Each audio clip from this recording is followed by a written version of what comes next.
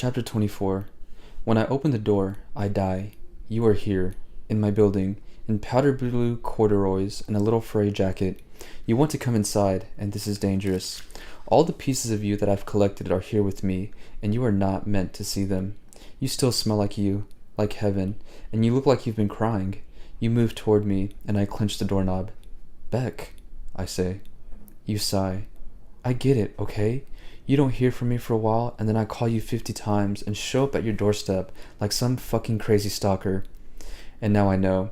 It's safe to let go of the doorknob. You didn't see me on the ferry. You are soft in your eyes and safe. You want to come in. I play with you.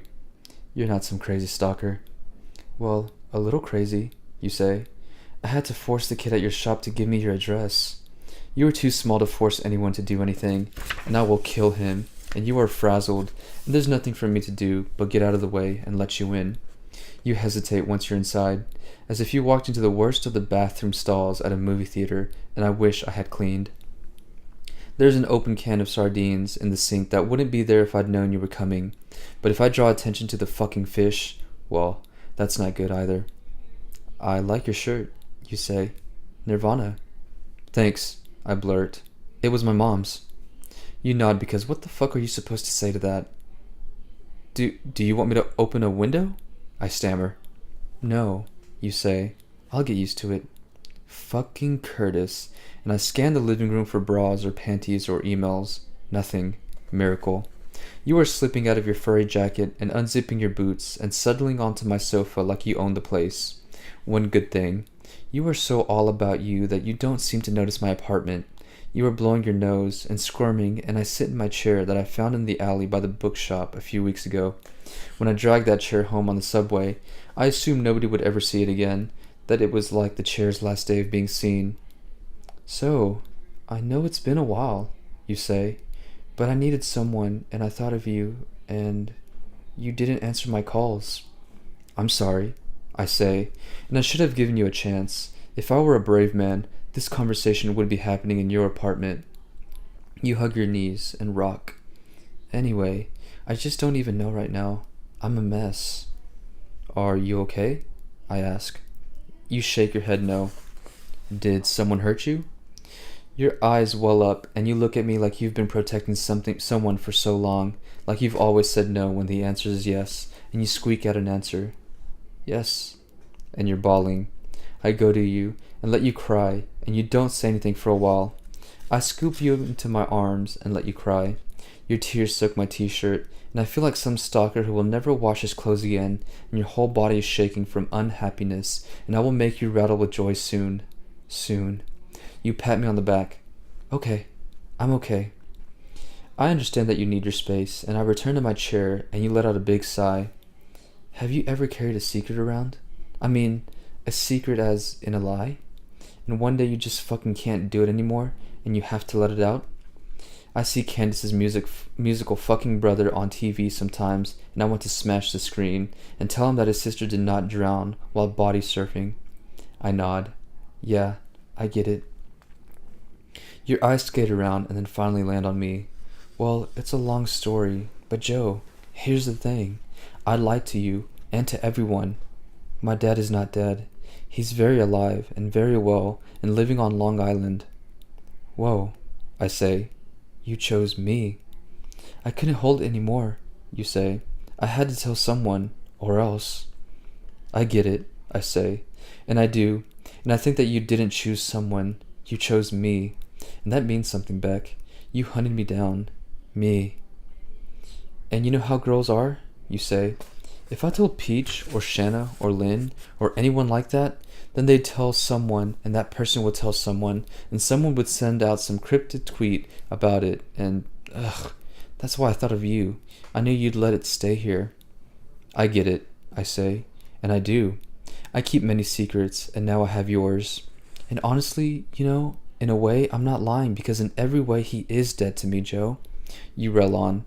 But the thing is, he married a lawyer, and she's rich, and he has money, and I'm broke. And of course he won't just give me money. No. I have to troll around in a fucking Charles Dickens dress with his spoiled offspring in order to get anything out of him. That was a lot of information, I say. Charles Dickens? You laugh, and you tell me about the festival. I have to be careful here, and I act like I've never heard of such a thing, and I let you share the details, and I'm methodical in my reactions, and then I shake my head. This is a lot, I say. Is it worth it? Putting up with all that for a few bucks? Well, life costs money, you say, and you cross your arms. If he can pay for his new kids to eat organic candy apples, then he should have to pay for his old kids too. I get it, I say, and I do. Your dad and his wife probably blew $400 on Dickens costumes, hot cocoa, and candy apples. And you're not the kind of girl to wait tables. Your friends don't worry about money. Why should you? You finish sending a text and relax your arms and lower your legs, and when animals open up like that, they want to fuck. You're my animal on my sofa, and you look around my home. Wow, you say. You really do like old things. I found every single thing in here on the street, I say, proud. I see that, you say, disgusted. You prefer new, sterile IKEA, yet you tuck your dirty tissue into your mangy purse. Ah, woman. You wiggle your toes and start in about your dad again. Divorce is different when you're from a poorish family, you know? My dad met Ronnie on the island when she was on vacation. Literally, Joe, he met her at a bar where my sister was working, and it was hard enough to start college as the girl who grew up with where everyone else goes to vacation. I didn't want to tell people that my towny dad ran off with a tourist, and off already, you know? It's not fair, I say. It's not, you say, and I've never seen you so worked up. Being an Ivy League townie is one thing, but a townie with an absentee father? Fuck that. It's a cliche. I get it, I say, and I do. I love you for being the prideful, scrappy little fighter that you are. You're powerful. You kill people. You're brutal. I figured when I moved here I'd start all over, but I didn't think it through. You sigh and shake your head. Everyone from school is here, and if I told my friends about my dad now, I'd have to deal with it, you know? I know, I say. People can be judgmental about stuff like this. You have to watch out. Nobody knows, you say, and your eyes are big. Mine. Nobody. Except me, I say, and you blush. Except you repeat, and you smile, almost, and then you sadden. And I know I shouldn't be so insecure, but he didn't just leave, you know? He built a whole new family with a younger, cuter wife and younger, cuter kids. Those kids are not cuter than you, Beck. You're not in a suspicious mindset, thank God, and you laugh, assuming that I'm making an assumption. All kids are cuter than adults, Joe, you sigh. That's just the evil nature of Mother Nature. Well, fuck her, I say, and I get a laugh out of you. You did your part. You saw him and his family. Did he help you out with some dough? You stretch your arms up toward the ceiling and stretch to the right and notice the hole in the wall right behind you. Jesus, you say. That's a big fucking hole. I swallow. A pipe burst upstairs and they had to get in there. And apparently they did, you say, and now you're tuning into your environment. You notice Larry, my broken typewriter on the coffee table. You look at me for permission to touch him. I nod. You tell lies. I hoard typewriters. We are different. Hot. His name is Larry, I say. I'm gonna be honest like you. Do you name all your typewriters? You ask. No, I say. I don't name them. They tell me their names when I bring them home. It is fun to fuck with you, and you can't decide if I'm pretentious or insane, and I can't tell if you're being sweet or patronizing when you laugh. Right. Beck, I say. Of course I named them. I'm just kidding. Well, Larry is handsome, you say, and you lean forward to say hello to him and tinker with his keys. I can see your panties. You ask me a question. Can I hold him? He's heavy, Beck. You can put him on my lap, you say, and you're wearing pink seamless bikinis, size small, from the Victoria's Secret Angels collection. I pick up Larry and set him on your lap and pray that you don't notice that your panties are identical to the panties shoved in between the cushions of the sofa. I tell you that Larry's broken because he fell, and you pet him, sweet.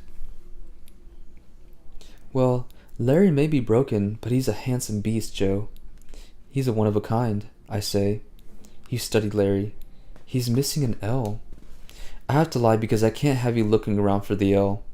Since the day I brought him home. You look at me. Do you have anything to drink? I don't have anything to drink. Fucking Curtis. You return your attention to the typewriter, and you want to look between the cushions and make sure the L isn't lost. But if you do that, you will find your panties, which you will know are yours if you have a keen sense of smell, which I think you do. You are like a toddler that needs distraction, and I take a Twizzler, and you grab the last one. Do you have any more of these? You say. Afraid not, I say, and now I'm worried because you stop chewing, and your eyes lock on something in my bedroom. You squint. Is that the Italian Dan Brown I gave you? I want to close my bedroom door, but that would be weird, so I turn around and follow your gaze, and realize you are looking at the special shelf I built for the Italian Dan Brown. It could be worse. I could have put the Book of Beck on that shelf. I think that's your book, I lie. You pet Larry and you grin. That's sweet, Joe. I swallow the rest of my Twizzler, and I have to get you out of here. You want to go get more Twizzlers? Hell yes, you say, and I walk over to you, and you look even smaller with Larry on your lap, and you pat him. Lift, please. I lift him off your lap, and you powder blue cords have new dark scuff marks, and I have to put him in his normal spot on the floor, and you step back into your boots, and slip into your little fray jacket, and walk across the room away from the evidence of my affection, your panties, and your bras. What a relief to open the door and lead you out of my home. It's a whole new world with you in it. You pause in the stairwell and point to a smudge on the wall. Blood? You whisper, alive and jocular, my furry nymph, and I nod in affirmation, and you raise your eyebrows. Larry's blood? I smack your ass, and you like it, and you hop down my stairs, and I'm the only one who knows about your dad, and soon it will be time for the red ladle. You push open the door that I've been pushing open for almost 15 years. We walk to the bodega, and you're practically skipping. Is this the part they're trying to make into a historical district? You ask. I read about that somewhere. No, I say. This is the other part of Bed-Stuy. My section reminds you of Sesame Street and Jennifer Lopez songs, and every guy in the shop wants to bang you, but you're with me. You like the attention. You tell me you feel like a celebrity in here, and you giggle. I pay for the Twizzlers and the Evian, and you shove the Twizzlers in your back pocket as if you need to draw more attention to your ass. So this is what it would be like if you lived here with me. It would be good, warm. Before you know it, we are back on my stoop.